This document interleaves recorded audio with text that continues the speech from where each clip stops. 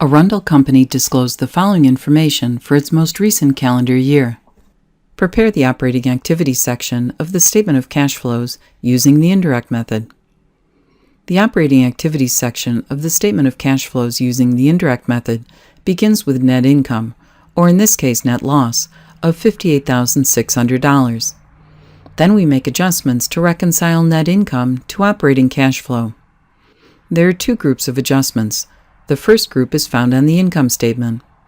We adjust for any income statement item that also affects a long-term account, and we make that adjustment in the opposite direction of the item's impact on net income.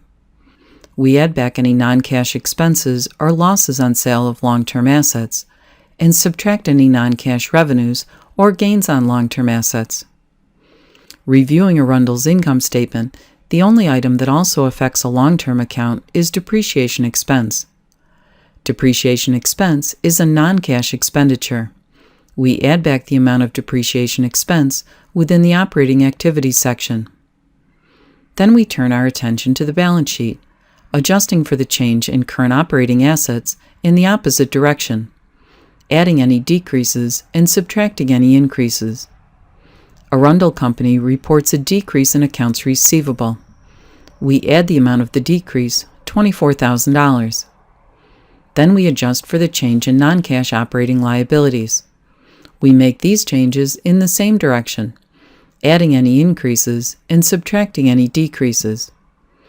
Arundel reports an increase in salaries payable.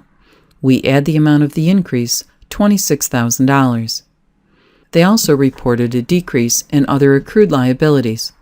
We subtract the amount of the decrease.